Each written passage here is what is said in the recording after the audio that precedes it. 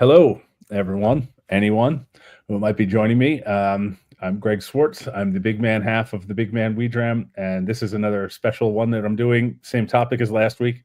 Um, I do think that there's going to be some of these regular ones. These we're setting up. We're kind of a little bit re-exploring the topic and the platform and how to set this up and expand it a little bit in the next couple of months.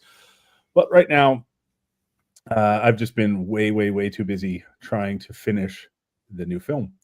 And so without further ado, I'm going to bring in today's guest because she is directly relevant to that film and to the topic we're going to discuss today. So if you will please help me in welcoming one of our first ever returning guests. Hi, Holly. Hi, Oh, I Greg. didn't even say your name. Holly Seidewand. Sorry. That's all right. I didn't know that I have, yeah, I remember the first time we did this. I guess I feel honored that I got to do it twice. So thank you. Well, I'm thrilled to have you. So, and I'm excited because this will be the third time in the spring that we've gone to Scotland together. Yes. Um, Yeah, we'll have to try and keep that going. You can't just stop at year 3. I'm all for it. Yeah, no, it's a fun way to go to Scotland. So it's a bit of it's funny because it's a little bit of a complicated structure, I guess, if you will, in that in case anyone who's watching, if people who have come with us before probably know this, but Holly's, I'll let you explain it, your connection to Rascal Thorn. Yes. Yeah, I know it can get a little bit confusing with all the cool company names, right? Like who works for what and what's running what. Um, I guess my day job with my friend Charles, who a lot of people probably know, and of course you know Greg, is we co-own First Fill Spirits, which is a whiskey shop, a spirits specialty shop in Saratoga Springs, New York. We just celebrated 3 years, so that's been awesome. Can't believe it's 3 years there.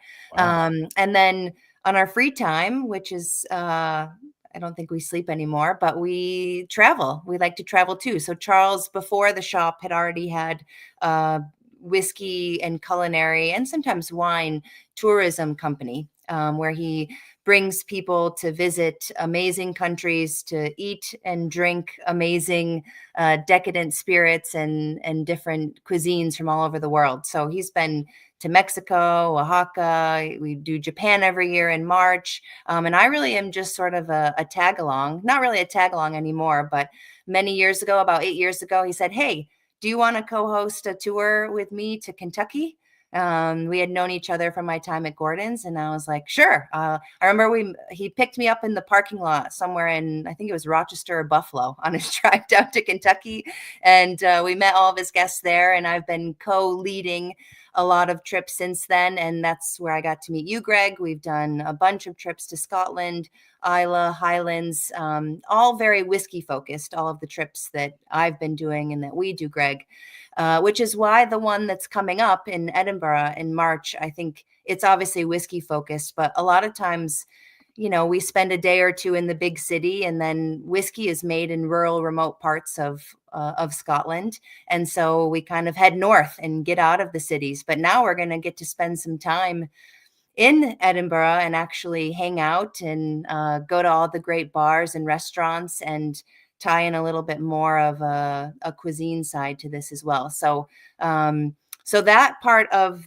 I guess that company's name is Rascal Thorn. So you'll hear a lot about First Fill Spirits, which is the retail. You'll hear a lot about Rascal Thorn, which is the travel arm, the whiskey travel arm.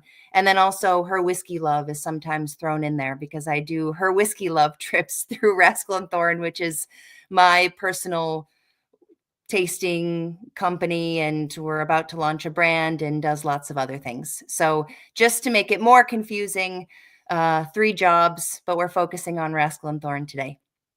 Well, if that wasn't complicated enough, we can add in.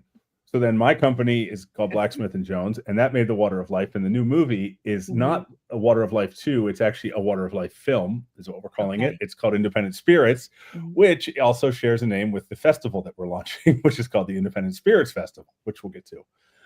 So everyone take notes. I should be taking notes too, so I can make sure I speak about everything correctly. Yeah, if I'd thought of it ahead of time, I would have made a little family tree. Yeah, that's a good idea. Um, All you need to know is that if Holly or Greg or Charles, well, lots of people, but if Holly or Greg are involved, there's whiskey involved, and it's probably going to be fun, I would hope. I would hope. Yeah. So quick, just kind of backstory on the whole thing. We made the Water of Life. Anyone who's watching this is going to know that. While we were editing the Water of Life, we kind of had a moment where we sort of jokingly said to one another, God, there's enough footage here that we could make a whole other film. And then we decided, well, let's explore that. Let's see if we really could. And then we started shooting some new original interviews. And what that was going to be, and it still is it was going to be about independent bottling. There was going to be a subplot running throughout the Water of Life that was all about independent bottlers. And we kind of had to not remove it, but trim it down. It is in the Water of Life, but it's pretty slim. And so now we've gotten to the point where I'm going to say maybe 15% of the new movie is original footage from the first film, not from the first film, but from the first shoot. Most of it's new. Almost all of it's new. We've now shot, I think, as we speak, a second unit of our film is doing a 45th interview with an independent bottler. Well, not even an independent bottler. We're interviewing Pete Curry from Shand Imports. And he knows a bit about that world. Yeah, a little bit, yeah. And so it's a little scope creep on the scale of it, and that's why it's now a 4-part series. And then one of the things that we did is I was looking for options on how best to premiere the film, and one of the things that kind of popped up was I was speaking with Aquavite, Roy Duff, and Roy said, I said, oh, it's too bad that we're not going to be done in time for the Glasgow Whiskey Festival. We just can't get it done in time. And he said, it's always bothered me that Scotland doesn't have an independent bottling festival. And then there was this sort of moment where we're like, well, why doesn't it? Why can't it? And so now it does. So this March 15th, here, I'm going to put a little banner up. There you go. It's going to be the first ever Independent Spirits Fest. March 15th in Leith, which is next to Edinburgh, part of Edinburgh. I don't know. I think Keith is watching and he's from there, so he'll correct me, but accessible. Yeah. Yeah. It's Edinburgh adjacent. Yeah. And it's going to be, we got the Leith Theatre, which is cool because it's a theater and an event space all in one in the same location. And we're going to roll out the film, and we have 35 independent bottlers that are going to join us for the day. That's awesome. And this trip is kind of built to end with that. That's going to be the finale of this next Rascal and Thorn trip. That's why we're sort of staying in and around Edinburgh with a lot of day trips out and about. And this was an opportunity to sort of share some of the experiences and the other locations that we featured while we're still shooting, while we're, haven't even released the film yet, as opposed to after the fact, where the other tours have been sort of revisiting the places that we shot. This is sort of going to lead up to the premiere of the film itself. And I should point out that one of the people who is featured throughout the film is the person who's next to me. I hope I'm pointing in the right direction on your screen, but on my screen, you're actually pointing in the other direction. I'm like, who's over there? Okay, this person. Yes, Holly and your shop.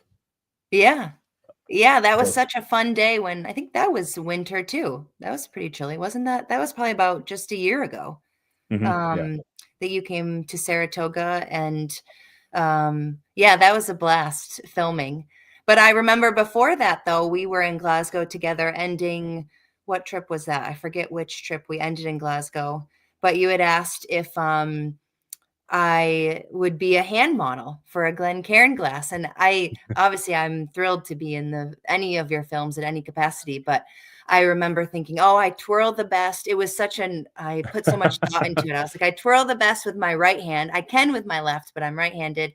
But I wear my jewelry and my watches on my left hand. So I'm like, I'll put that on my right so that I can have perfect. I painted my nails. I was like, if anything, I'll tell my parents I'm a hand model. They'll be able to see. But I remember that was at Bon Accord. And that was really kind of the beginning of starting to hear whispers of what you were working on. That was what, 2.5 years ago. And I have not seen any part of the film yet. I've seen little, I guess, screen grabs that you've shown me, but I think this is such a huge opportunity for a film like this to bring to light what we both know is such an amazing part of the Scotch whiskey industry. Yeah, absolutely. And well, first of all, I can tell you that I was as thrilled as I was to have you as a hand model. I was even more thrilled to have your expertise in the film, and you are featured throughout what we tried to do is create a balance of people that we interviewed as far as what they do within the industry. We weren't going to just interview bottlers because they, by design, this isn't a criticism. They should. They have blinders on to parts that they're not objective. They're not supposed to be objective. Right. So we have a lot of people like yourself who experience this not only from her whiskey love but also from a retailer's perspective. Yeah, I mean, it's always been a passion of mine, and now it crosses. I mean, obviously we're talking about Scotch too, but independent bottler means so many things now. A lot of us now get to try rum and try New World spirits and whiskey because of these bottlers. I mean, I think they're the early adopters of a lot of the things that your listeners are interested in, and wanting to try and get their hands on, whether it's whiskeys that aren't released to the public because they are mainly for blends, which we all love, or some of your tried and true Highland Park releases that you get from them, Belle Blair's like we were just talking about. So I think it's such a special side of the industry, and bars and restaurants do sometimes focus on independent bottlers, but a lot of times it's at the retail level, as we know, Greg, that people are exploring these, whether it's through classes, education, it's retail, and kind of in those niche groups and circles that us whiskey folks hang out in. And it's great to be able to have a full section of our store dedicated to independent bottlers from all over the world so that people can really explore it and we help them understand it. So we get to talk about almost all of the IBs across the spectrum, which is really great. And retail is really where you can do that. It's hard to do that at a bar or restaurant. And what's great is one of the things we discovered in making this, and I kind of find this funny, is but first of all, it's hard to explain to someone that has no knowledge of an independent bottler what that even is, because most industries don't have an equivalent. The closest I've come on my own to finding an equivalent was that there are these aftermarket manufacturers that do car customizations, and there are preferred providers. Some of them have, there's a Ford Mustang, but then there's a Shelby Cobra Mustang, like Shelby's an independent bottler of Mustangs, Right. But then one of the Pablo Goldberg, who's in the film, says that he compares it to being an art gallerist. You own an art gallery and you are selecting the art that you're featuring. You're selecting and curating the experience. And so people trust you, then they'll trust your taste and they'll trust the new things that you try. But one of the other things that was interesting that came up throughout was there are people who just naturally assume that independent bottlers are, to paraphrase Arthur Motley, people selling knockoff watches out of like a raincoat. But then there's other people that assume the opposite, that this is ultra exclusive special thing. And sometimes it can be both of those things probably, but the ones we feature aren't knockoff artists. No. I don't even know any that I would consider to be knockoff artists, but I'm saying sounds dangerous to drink knockoff. It's probably not whiskey. Well, I've been told that's that there's some kind of illegally done examples of that are done in some markets. But and it's funny you say that though too, because when people are very, very new to it, I actually find that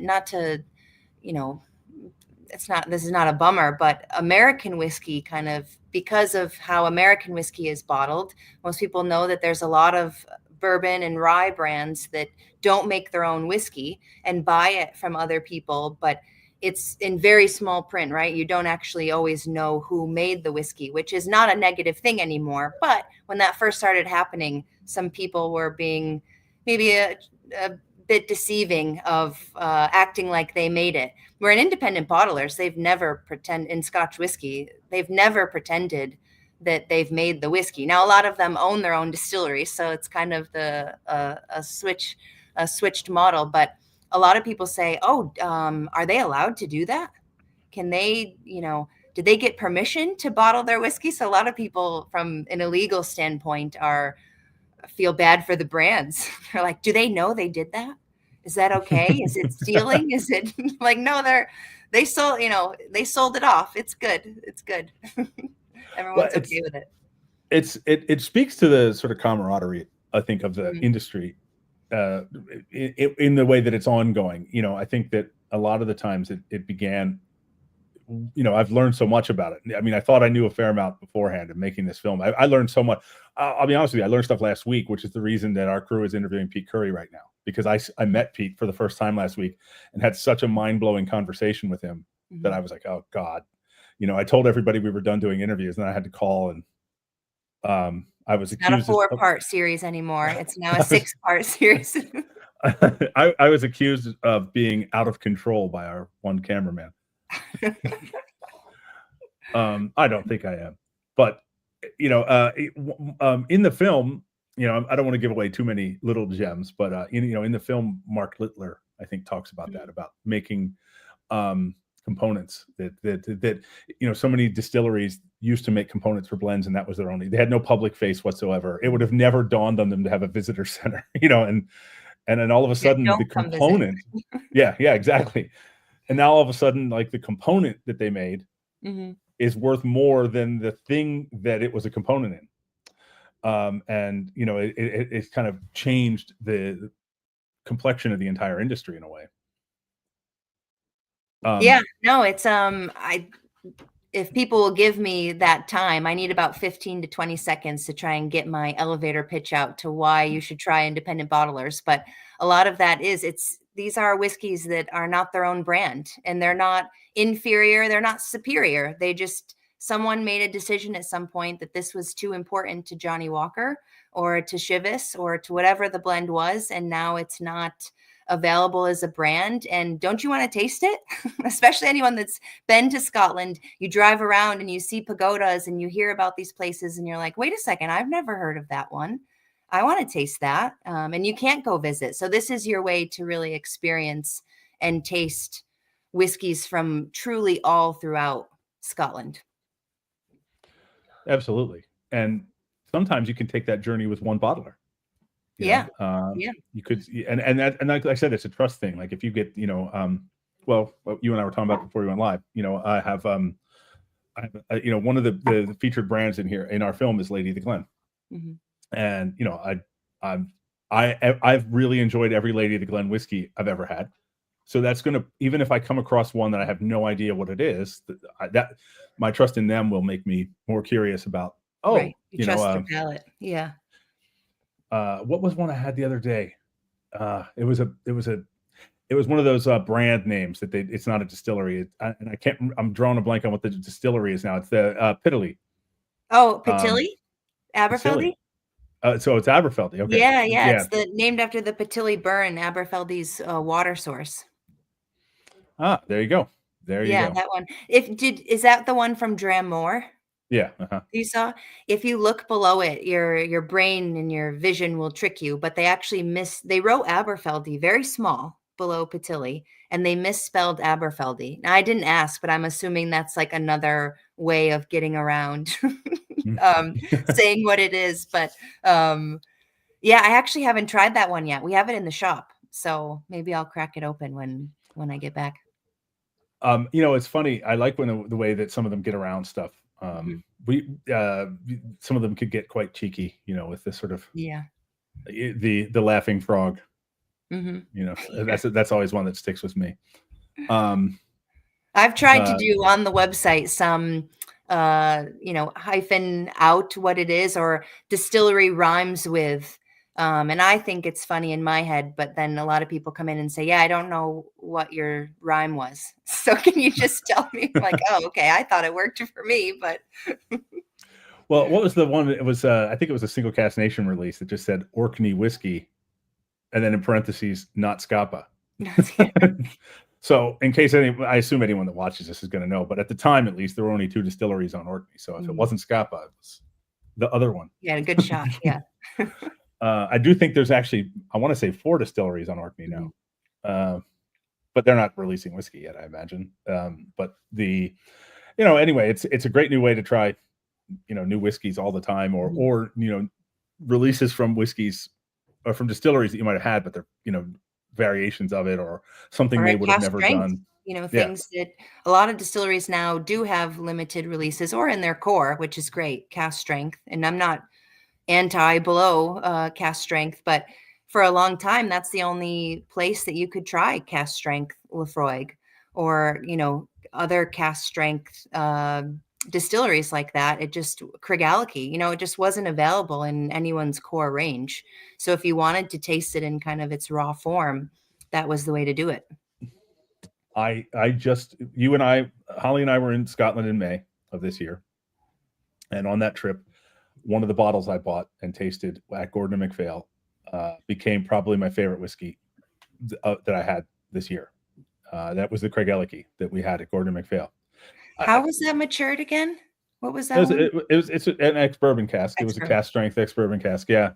I want to say an ex-bourbon Hogshead. But that whiskey is no longer with us. And it must have had it. I don't know. I'd actually been meaning to ask someone there about this because it says on the label, 1 of 64 bottles. Oh, I remember must have been a huge amount of angel share or it was something someone was pulling samples from on a regular basis because it was very good. And I don't know that it's the best whiskey I had in this year. It was just one that really spoke to me, and it was sort of one that quality versus price. It was definitely the best I had. Because we might have had some other stuff even that very night at Gordon and MacPhail that was 40 years old or something. But that's not something I'm going to have every day. Whereas this was a bottle I took home. Right. Yeah, you wanted to share it with people. It was one of those bottles that you wanted people to try.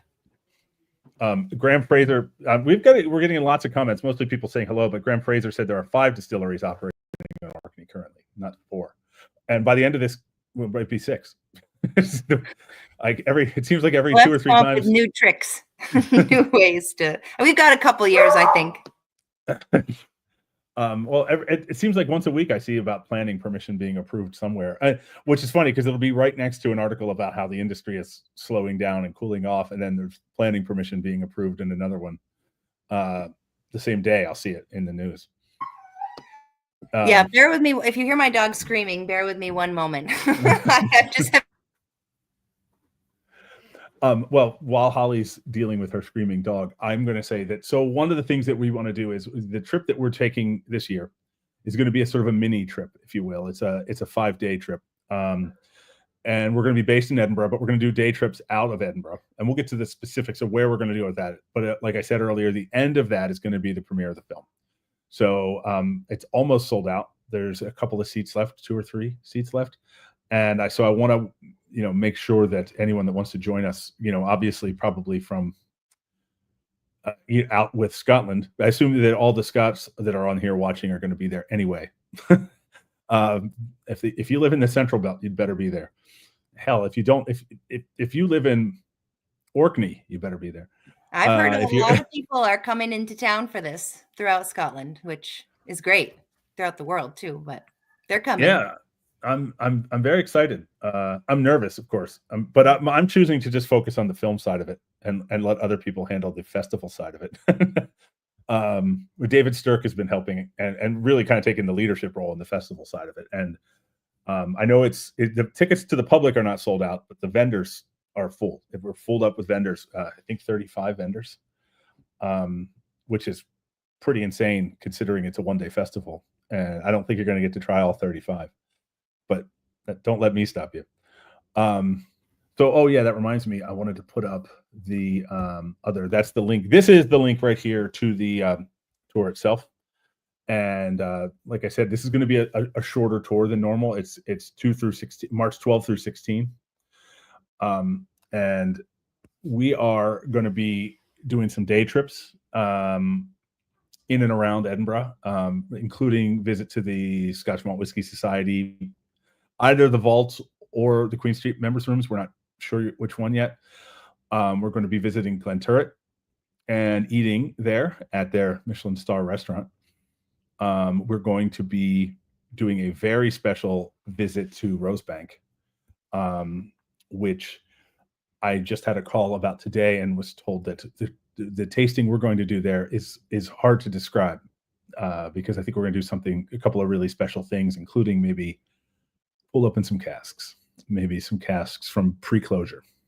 So I don't know which cask, but I think it'll be a day of decision. But I've not been to Rosebank before, so I've had the whiskey, but I've not been to the distillery. Have you? No, I haven't. I was I don't know him super well, but Gordon, who works for that group, was telling me about it. And it's one of those places when something's close, when you're in Glasgow and Edinburgh and you're like, oh, no problem, I'll get to it the next time I'm there. I'm going to Scotland these next 3 times. But when something's kind of not quite in your backyard, but you're like, oh, I'll get it next time.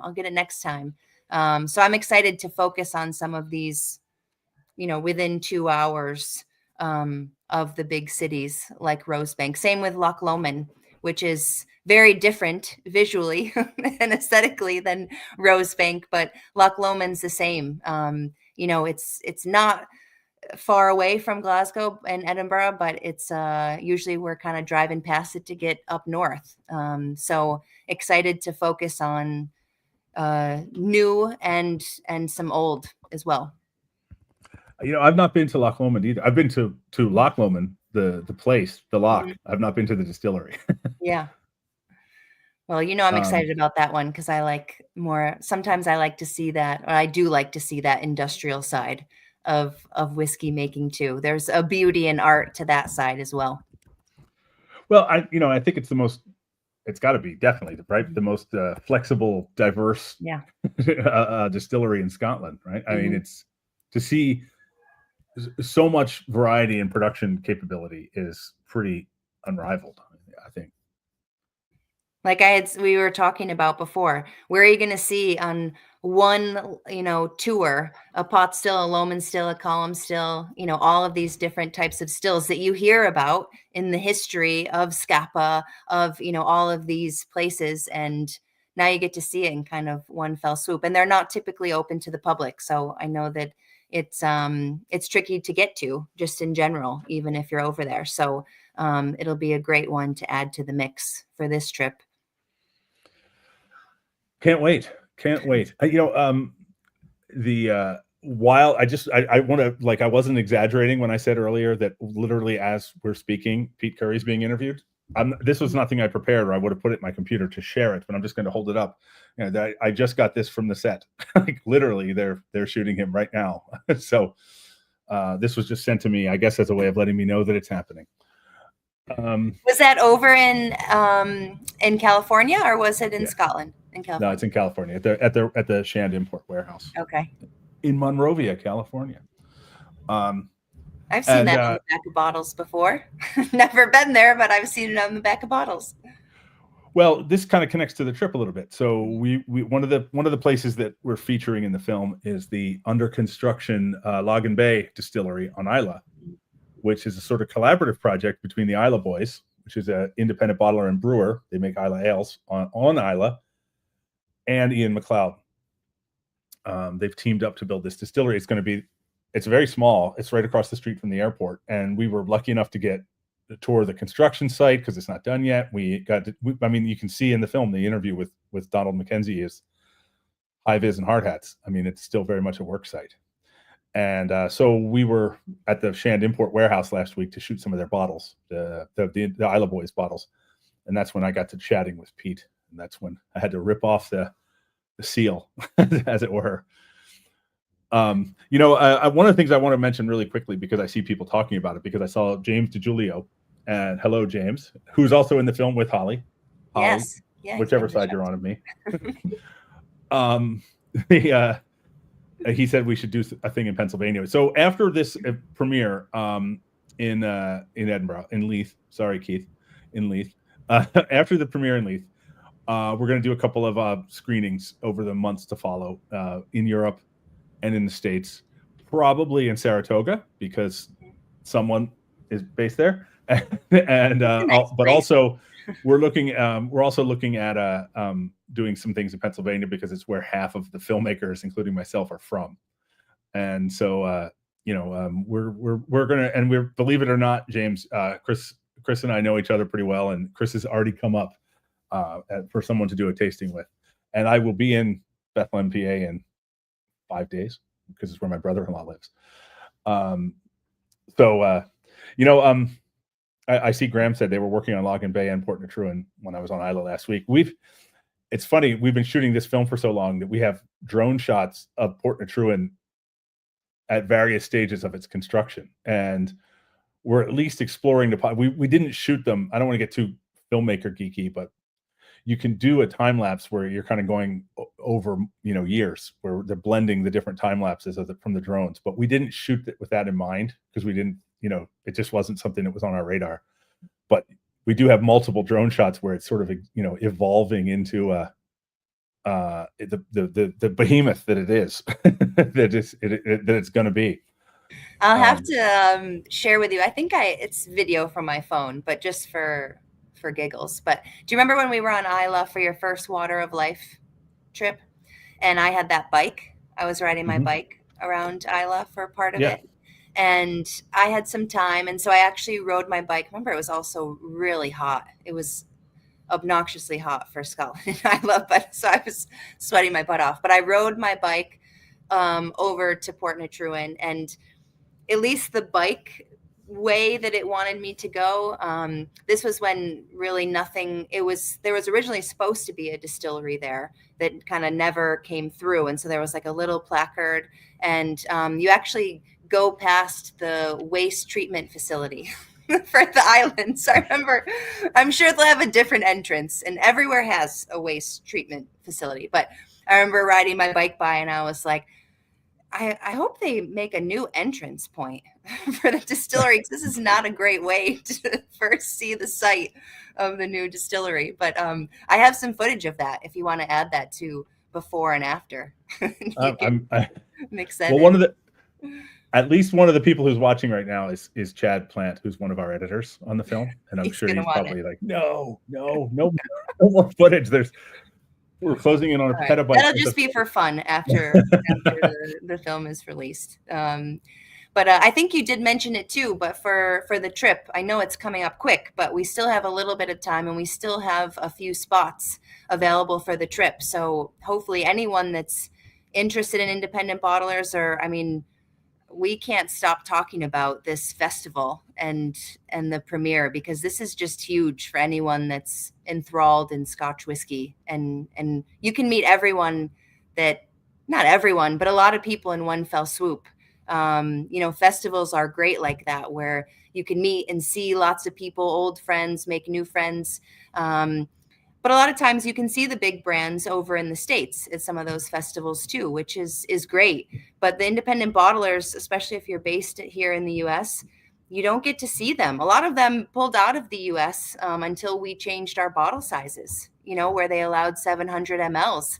So we're kind of in this new wave of seeing Lady of the Glen, seeing Dram, Cree, these brands come back in because of the bottle size change. And it'll just be so great to have all of these amazing people and brands in one spot, in Edinburgh at the same time, out at the same whiskey bars, Bow Bar, just out hanging out, kind of industry night for 5 or 6 nights in a row, which will be really, really great. So hopefully some more folks, if you're interested, you can get a hold of Greg or get a hold of Charles or I, and we can send you some more information. But it'll be a nice mix of kind of industry night every night in the city, and then some more of that distillery experience as well. Yeah, I can't wait myself, because it's funny. It would be, people have asked me how many bottlers are going to be, and like I said earlier, there's 35, but there's there's even more than that in the film. And at this point, I would say it's easier for me to list ones that aren't in the film than ones that are, because there's just so many that are, and there's even many more that are mentioned that are not in the film, that are for various logistical reasons.